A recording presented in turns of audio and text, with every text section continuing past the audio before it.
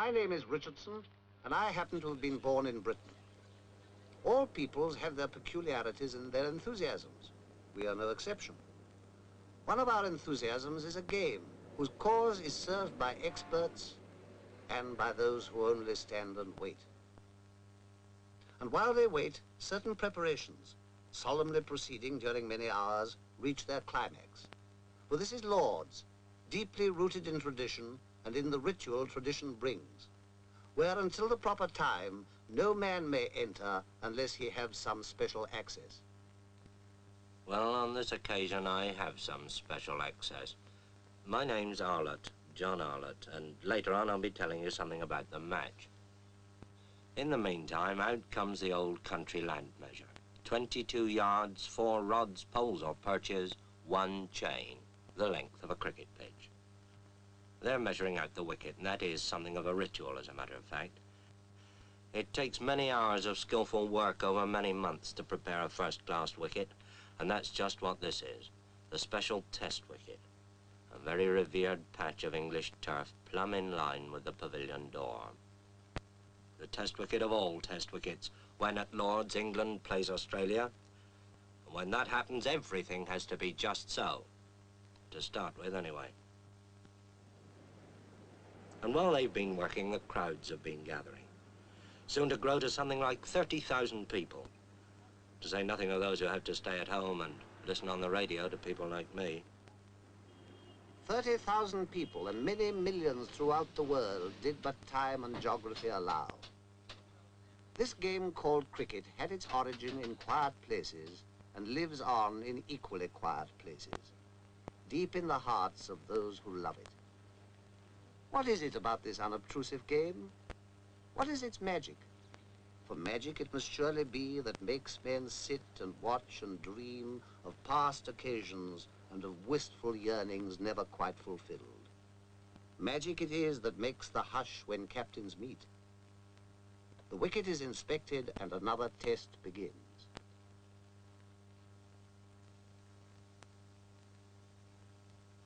Don Bradman wins the toss for Australia, and Australia are going to bat. They're going to get first use of this good wicket. And here's the England side coming into the field. Yardley leading them, and here's Tom Dollery, Jim Laker, Dennis Compton, and Douglas Wright of Kent at the end. And then, out of the pavilion gate, come Australia's opening pair, Barnes and Morris, Morris in the cap. And Alec Bedser of Surrey begins the bowling from the nursery end.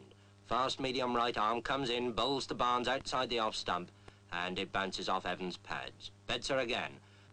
Bowls again to Barnes and again beats him outside the off stump. And the first over's a quiet one, a maiden. And Alec Coxon of Yorkshire bowls the second over from the pavilion end. Elbows well out, comes in, bowls to Morris. Morris forces him away on the onside, and the Australian innings is underway. The first run's up on the board.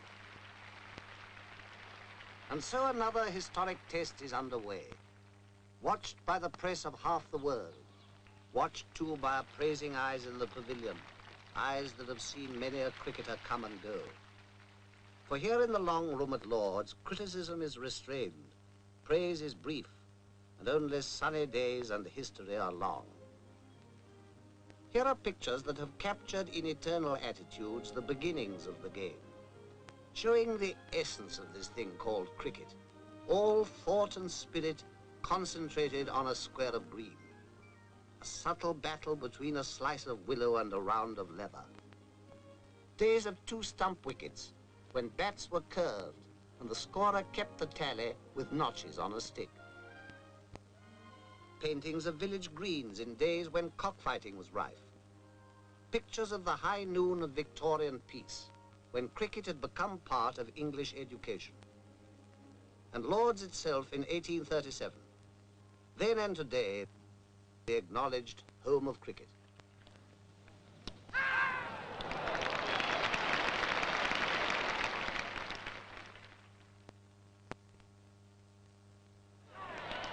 Australia's innings has come to a close. The score stands high and is duly noted. There is time to breathe until England takes the field. Now, cricket in the hands of the experts, more than a game. It's a craft at least, almost a science. Let's ask an expert, Bert Rhodes of Derbyshire, to bowl us a leg break on this demonstration wicket. Now, there's the spinning finger, the third one, see, cuddled close against the seam. It comes up. Now, this is the perfect leg break. Watch where it pitches. Just outside the line of the leg stump, and it turns enough to beat the off stump. And now, the orthodox, the natural break, spun off that index finger, the off break. And this pitches, watch it, outside the line of the off stump, and it beats the leg stump. Now, that's the right arm bowler's orthodox weapon. Let's see how the batsman copes with it. As the ball comes down to him, turning into him, well, all right, he just lets it hit the bat. And that's why short-leg fieldsmen were born. Well, perhaps attack's the best method of defense. Down comes that off break again, and the batsman hooks it hard and high over those short-leg fieldsmen, but not over deep square leg. There is a way of doing it, of course. Over the ball as it moves into you, and push it away along the ground, as Edrich does this ball from Lindwall, playing it to Barnes. When England are 27 for 1, which is nothing for Englishmen to be very happy about, and Ray Lindwall is bowling at full speed to Hutton. That ball's well up to him, and he pushes it away past mid-off for a comfortable 2. Bradman moves round those hungry Australian slip fieldsmen, and Lindwall, in one of the finest spells of fast bowling seen in England since Larwood, bowls again, this time to Edrich, and Edrich pushes him away out into the covers, quite safely.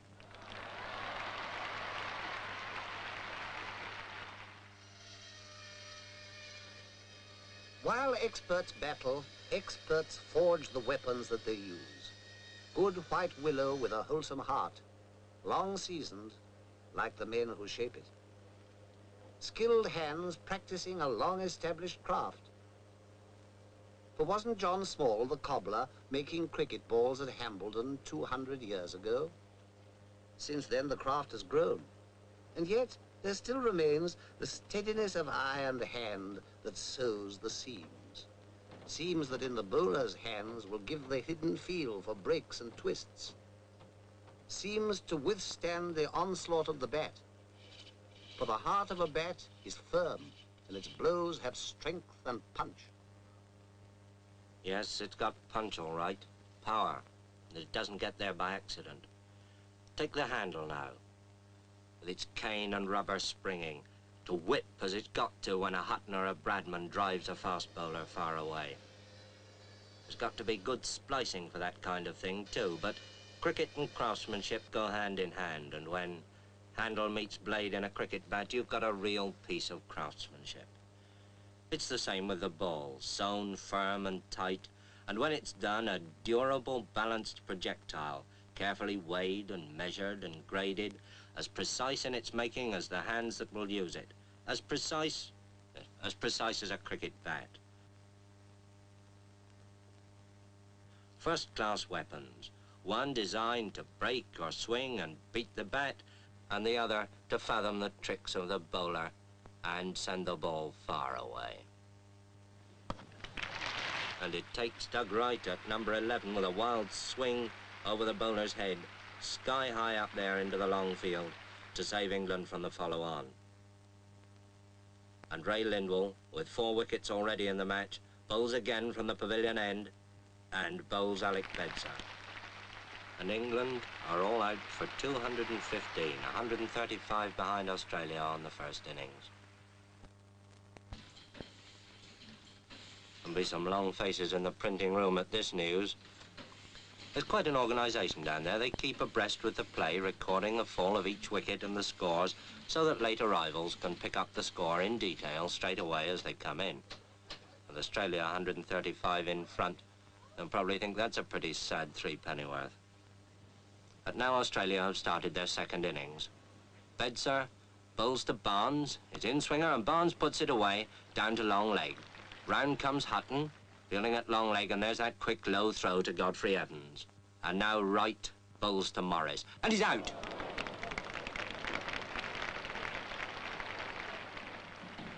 When a wicket falls or a hit is made, those behind the scenes spring into action. What they record will go speeding over land and ocean. When a batsman strikes, The whole world outside will want to know the score. And when they know it, they'll cast an envious thought to those who sat at Lord's and watched. And there goes Barnes, magnificently caught by Washbrook at long on for 141. And Australia are now 431 in front. And now here comes Lindsay Hassett, the vice-captain, to face up to Norman Yardley. I suppose waiting for the earlier batsman. He's had his pads on for best part of 4 hours. Well, he needn't keep them on any longer.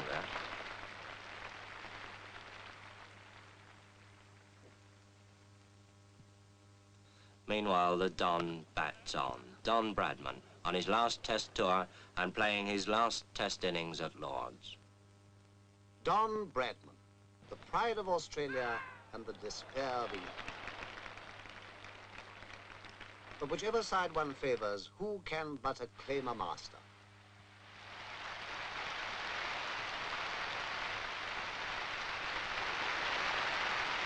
Bradman, whose name now joins the golden pageant. And it is a golden pageant. Let's look at just a few of them. Silver Billy Beldam of Hambledon, who in the 1780s became the first great batsman. William Lillywhite, the nonpareil, the man who changed bowling from underarm to round arm. William Clark, the one-eyed Nottingham bricklayer, who with his All England 11 spread the gospel of cricket all through the country. The Lion of Kent, Alfred Minn, the great fast bowler of the 1840s and 50s. Spofforth, the demon bowler from Australia, who in the great test of 1882 even took the wicket of the old man. W.G. Grace, the Gloucestershire country doctor who turned a rustic sport into the science of modern cricket. The first man to score a century before lunch in a test, Victor Trumper.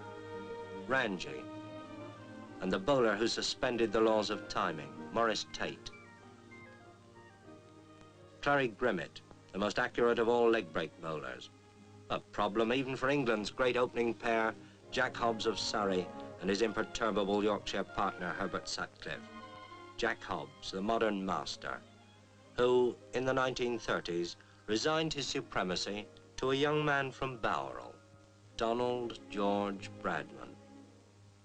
A pageant of 170 years of cricketers on whom the sun always shines. In retrospect, anyway. But cricket casts its own peculiar glow. And in the years to come, this day too of rain and cloud will be sunlit in the memory. Will rain stop play? Anxious eyes survey the wicket. Willing hands turn too. But fate is kind and the battle is renewed. All through a cloudy afternoon they struggle on. The English batsmen extra careful, heavily conscious of each wicket as it falls. England want 596 to win and Hutton's out for 13, and England 42 for 1 wicket. And now Toshak bowls to Edrich. Ian Johnson catches him at first slip.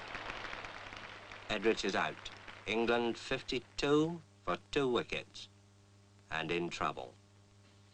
That'll hurry him and depress him in the printing room. Well, with 2 wickets gone for 52, England are in a lot of trouble. Indeed, almost everything depends on the man who now comes out of the pavilion. Dennis Compton. And with Hutton gone, England's last real hope. So they fight on, a battle of muscle, sinew, and eye. For this is cricket at its finest, calling forth a quality deep in men, the calmness of a Compton on a sticky wicket when the world is watching, steadiness of nerve and quick agility. To be a Hobbs, a Sutcliffe, a Bradman, or a Compton. The heroes change with the years, but the dream to be a cricketer lives on in every generation. And the heroes pass on their knowledge. For cricket is a part of the very substance of a country's education. But the game knows no class, and indeed no frontier. In the West Indies, Australia, New Zealand, India, under the shadow of Table Mountain, developing the same qualities in men, regardless of background, color, or creed. England, 106 for 3, want an impossible 490 to win. Impossible? Well, Compton's still there. And here's Big Bill Johnson with that bucking, bridling run coming in to bowl to him. And Compton's out. England's last hope of the impossible. And now, Toshak bowls to Coxon. Toshak thinks he's out. Umpire thinks he's out. Coxon thinks it's a shame. Now it's all over, bar shouting. The day wears on. Another game is lost and won. Well, perhaps not quite. Defeat has come to England, and to Australia, victory. Australia takes the Ashes. But victory is the least that men play cricket for.